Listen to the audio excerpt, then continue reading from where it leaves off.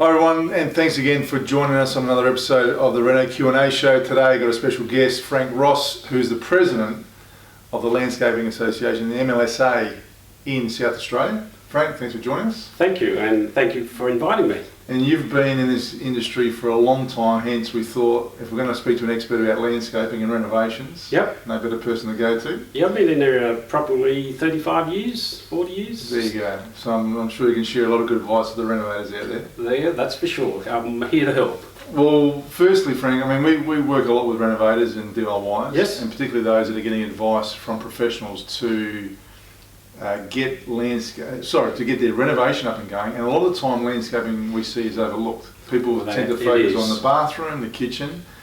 Yeah, when we talk to agents, real estate agents, and even when you talk to people that have been to an open inspection, and you walk into a front door and you look in the bathrooms, you look at the bedrooms, etc., and then you walk outside it. The difference between seeing a home or a backyard that's landscaped and looks really polished, Yes. compared to something you think needs work to it, can really change the perception on someone's value of the home. Absolutely. So where's your experience in that, and where are you guiding people on it? Okay, there's some good questions there. We find that when it's really landscaped professionally, it adds a lot of value to the property. So you can invest 10,000, 50,000, whatever it may be, you will recoup that money plus usually 50% on that value that you have put into the landscaping. So it's an important area in this day and age to not forget and not disregard. The old days of having a bit of cooch in the backyard and a hills hoist down the back and maybe a geranium by the back door, those days are gone. It's a big investment and it adds a lot of capital value to your property. It really does, and having it professionally done is the key to it. So what are the trends you're seeing in landscaping now, Frank? Yeah. Like, what are people going with? Where, and is it really the sort of thing they'll see in a renovating magazine, or do they come to the experts to get some advice? But I mean, we get a lot of inquiries about people wanting to build fish ponds and water features. Yes. But what are the trends in the marketplace? At the moment, we're finding more and more the gardens are becoming minimalistic and they're becoming simplistic. Maintenance is a big issue, we always get that. Yeah, people's time. But nowadays there's a lot of professional maintenance companies which can look after your investment, and they will do that absolutely professionally. So that's important. We find a lot of swimming pools, we find a lot of water features being installed. A lot of people now investing in their property, but they want to entertain at home. So therefore they're spending a lot of money there and adding, like I said, water features, flower boxes and outdoor kitchens and entertaining areas, spas, pools, tennis courts. So they're really putting into it a lot of effort, a lot of money, but having it done professionally, or sometimes at DIY, they can do it themselves. DIY.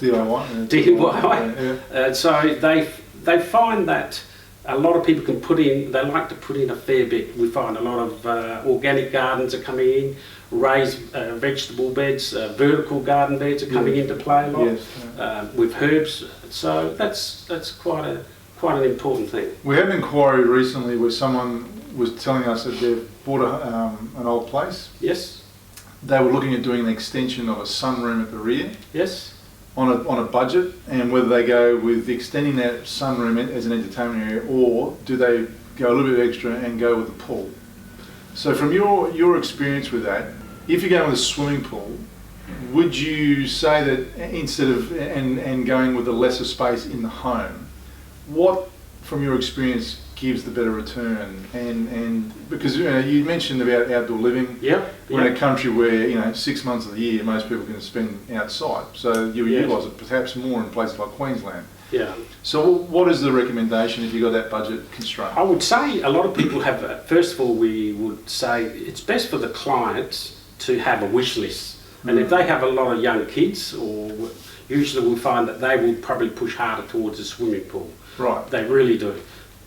Nowadays, a lot of the children are involved in really sports that are taken away from the home, so football, cricket, or whatever it may be. So they don't necessarily need that big area, depending on the age limit. Right. And that's very important when going to a client. So if their age limits are probably 6 to 10, they're going to spend more time at home, whereas the older ones will end up playing sports away. But also the younger ones will be enjoying the pool more, they can entertain more and they have fun more. They'll find that their wish list will be towards that pool, that's for sure.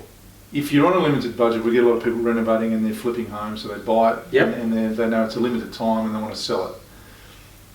Front yard or backyard, where do they invest to really capture the value? I think it's important to have the front yard very clean, sharp and smart, but out the back is where they're going to entertain, and I think that's important. So they wanted to have it, again, for those outdoor entertaining areas, possibly an outdoor kitchen or barbecue areas, and they want to have it nice and cool, and they like to have herbs and also fruit trees or citrus trees, but you can incorporate that in pots, you can incorporate that as an espalier, a lot of different trends, and that's where we recommend that they engage the services of a landscape designer.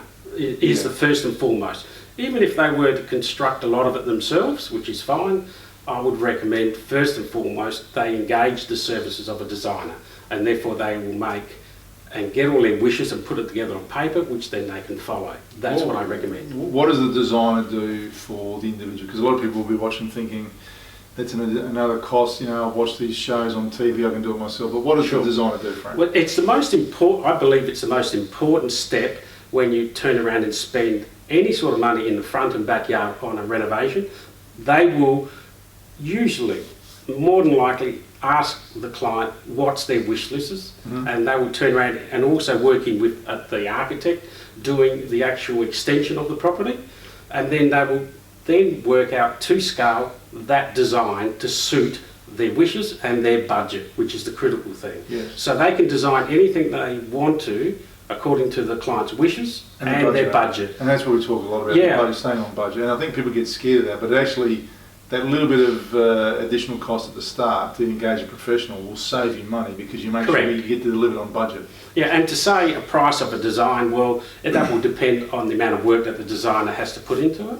So it can start at anywhere. And usually also a designer will come along, speak to the clients, and they will charge for that service like a consultation. They will encourage them, point them in the right direction, and that is very, very important. So they don't make that mistake of, without a design, you could engage the services of 3 contractors, but each one will have different ideas, and you won't know where you are, and you'll be totally confused, and you'll make a lot of mistakes. With an actual proper landscape concept drawing done to scale, they could tell you we've got 50 square metres of paving, we've got all of that paving, we've got all of the waterproofing, we have water feature over here, so all of that can easily be tendered and then constructed, and that's the best way. Where do you see renovators like properties, because you're also an inspector, so you see these situations, where do you see people getting it wrong with landscaping on a renovation? We find, again, we try and recommend anyone doing renovation to have that design drawn up when they've got the actual architect drawing or they've got their building drawing, to have that set up with a designer. So then from there they can budget that renovation completely. Or else we usually find that the homeowner will turn around and go over budget and then disregard the landscaping, which is a detriment to the property completely. So they should have that in conjunction with the house extension drawing. So if they engage in the service of an architect or a building designer, engage the services of a landscape designer as well, so then they can budget all 3 of them. So if they've got 50,000 left in the budget of landscaping, well, they can design something up accordingly to that price. But if they've gone and done it themselves, what have people done wrong? They end up creating like salt damp issues, or they create, they don't get they tend to turn around and they'll start paving themselves. They'll get Joe Blow from down the street who says, I can pave, and then they'll have 9 times out of 10 there's all timber work on the floor. They haven't waterproofed the sides of the slab, or they bridge the DPC, the damp course. Yeah. We find all these problems all the time, and then it causes a huge amount of problems financially, emotionally, and then they'll have to pull all of that out. They might have saved themselves 10,000, they'll end up costing 20 to 30,000 in remedial works. That's the problem we find with homeowners that want to save money at the start. They don't have the right advice, and they don't use the companies who are licensed and are professional contractors, and that's what I stress to the homeowner. Do you see, how do people integrate timber? Timber we're seeing has got a bit of a renaissance everywhere now, Yes. particularly timber decking. Yes. It's a more cost-effective option than perhaps going with a concrete patio with ceramic tiles or pavers. Yes. How do people safely integrate timber decking with their landscaping outside? And because you can see some really good stuff that's made I've seen where, beautiful, beautiful products. you know, and it works well and it lasts a long time. But there's a lot of synthetic timbers now that, you know, have less maintenance, you don't have to re-oil all the time, etc. Yep. Where does the Landscape Association or where does a professional landscaper guide their client towards that? We find there's a lot of synthetic timbers coming in now, or lookalikes. Composites, yeah. Composites are coming in from all over the world, and there's some real beautiful ones that are coming in. But also we've got really nice timbers that can, if you like looking after them. I know there's maintenance involved, but there's nothing like some warm timber. The decking part of it, you can do them around pools, all of that. They usually take inside and outside, so if you've got timber flooring just inside of the family room, they usually bring the timber just outside, and that's the integral part of back to the design, which I'm talking about earlier. That's where a designer can then blend the two, which is lovely. Where does an individual go? So, you know, someone's doing a renovation and going, okay, let's get some advice here. They might come to one of our go-to pros to talk to them, but how do they get referrals in their city around the country? Whether you're in an urban area, a big city, or if you're regional, how should they go about that? Is it, you know, do you look, we see social media playing a big part. People go on Instagram or Facebook, check out the works of people. The transparency, I always recommend that, because absolutely people that are showing the photos of their work are being transparent. They're showing it out there. They've got nothing to hide. Correct. But what's another method of getting a referral? Well, what we try and recommend straight away is, first of all, you have a look at all of the members on the MLSA Master Landscapers website. You can pick them from there. All of those members, they'll be rest assured that they have got a licence. Yep. They have insurances. They have all of those works under their belt as a company. They would have all of those categories. And that's so important, because people, you know, they get a plumber in and they get an electrician. They make sure they get a licence. But then they get someone who says, oh yeah, I know a friend of mine who does some landscaping. Correct. And they're not an official, and landscaping is a profession, it's a trade. It is. And they need to be licensed and insured and GST registered as well. Yeah, all landscaping is a construction, and they need a builder's licence as by law in this state. So anyone who hires a landscaper, first of all, check that he or she is currently and does hold a builder's licence. But that would be reflected around the country. Yes, all over the whole, whether it's country or city of South Australia, whatever it is, they have that licence must be available as a contractor. So you can look them up on the CBS website, or you can take it out of MLSA, and you'll find that they must have that builder's licence and they must be insured. And from there, you'll be rest assured that they've been trained in the art of workshops in respect of the best methods in waterproofing, how to do the bases, etc., etc. We find 99% of all inspections which are complaints from consumers and that are faulty, it's usually from people that are unlicensed. And those landscapers, besides being structurally sound in building, what about the advice that someone might want, that they've got a planter box made, or they've got a garden bed, the types of mulches, the types of plants and selections, etc. Can they trust their landscaper who's a licensed landscaper to know that information? Absolutely. Because that is specialised information. It is. It's a very good question. Types of grasses, you know, I should plant if I've got kids playing on there. I remember my first house that I did, made that mistake. Went and got the cheapest roll-out lawn, and then realised as soon as the dog had a pee on the lawn, it was a spot that just went brown and wouldn't grow over again. And these are things that was the wrong lawn I selected. And they'll listen to a lot of people. They'll have they'll listen to all their friends. Usually get the wrong information. But where you come along, that's where again back to the designers. They will recommend all of those products, and they'll recommend what's best for that site, what's best for those soils, and also anyone out of our industry in MLSA would be very well experienced in what to do, what materials to use, and what's best for that consumer and for that project. And they can be rest assured with that. If you use an MLSA licensed landscaper, is what we try and recommend, and they would have the correct licenses and the correct insurances, like I said before. If we take all the big works out of the equation, so you get a professional landscaper on board, what's some tips you got for DIYers that they can do themselves? That, you know, people can do it confidently. without getting it wrong, and just understanding the right bit of advice to fix their house up or save some money on landscaping areas? What can they do? There's like laying artificial turf or laying real turf. There are a lot of companies who supply that, and they'll turn around and have manufacturer specifications. Like just laying, you could have garden grove, lawn. So with a reference to a YouTube video that you can watch? Yeah, you can see how to prepare the sub-base, what to do. And if you have a problem, you can always ring up our MLSA line. We could have a technical officer probably answer a few questions. But a lot of those, like the home... DIY, I always get that wrong, don't I? That's all right. The DIY, the renovation. DIY. So there's a lot of things that they can do. Some of the more heavy works, possibly on waterproofing the slab or probably constructing water features, I'd be engaging a professional contractor for those things. So they could get advice on the selection of the type of mulch, the types of plants, and they could go and do that. Things like sprinkler systems. Is that something? Yeah, you can go to a lot of reese irrigation, for argument's sake. I know I'm promoting someone.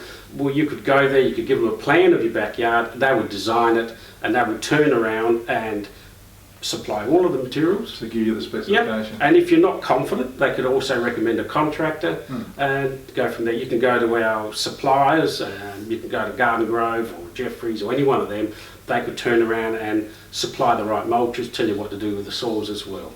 And things like sealing your pavers, oiling your timbers, etc. Like if you've got an oiled deck, that is something that people can be guided. How do they find the right advice on that? Because that is a job that the DIY can do. Well, like painting or sealing a deck, well, at the moment we've just engaged the services of our major sponsor in Softwoods, and they would give all those recommendations on how to paint it, how to seal it, how to look after it, even how to construct it and put onto a few carpenters. So things like that. When it comes to paving, there might be where they go to Newton Sand and Metals, or they might go to somewhere else. So they have a supplier for the sand and metal, and then they would give them the advice on how to seal the pavers themselves? Absolutely, and there might be there about, if they're confident enough, how to waterproof with their product. And these are the jobs that the DIY can do. Yeah, if they're shown, there's a lot of efforts around waterproofing the slabs. It's not really, once you've shown, it's not that difficult, but if you're given the correct advice, most people selling the products are pretty skilled in that area, and they can give them the correct advice. Because people still like to spend time outside doing that sort of work versus doing the work internally for renovation. And the budgetary part is the big one. So some of those homeowners are very skilled, and they can turn around and do a lot of the work. It's just a matter of getting the right advice. And I think that's the key to it. So a good reseller would have the after sales advice and help as well, which is what you want to be looking for. Yeah, and if the homeowner is stumped, they'll turn around and probably speak to your technical department if they have to. We'll get our Monsta crew that can help out. Correct. Regard, so. It's not hard, or they'll turn around and say they'll speak to somebody, maybe engage a service of a professional paving contractor, and say just speak to them or get them out if you're not sure, and they can turn around and guide you. Well, guys, you heard it straight from I won't say the horse's mouth, but the president's mouth. Please don't. 35, 40 years experience in landscaping. There's some great advice there. If anyone's got any questions, look up the MLSA or the Landscaping Association in your state or city. But like we said, you can get online, you can throw in questions to the Monsta crew. We can help guide you that way, and ensure that don't just look at landscaping as an afterthought. Plan it right up front, because that is where it's going to add value to your home. And like I said, even if you're going to live in a home and you're not intending to sell it, always build your home that you can sell it, because you never know when you might need to, and when you can, and you've got that investment ready to go. Frank Ross, thanks for coming on the Reno Q&A Show. It's a pleasure indeed. Thank you.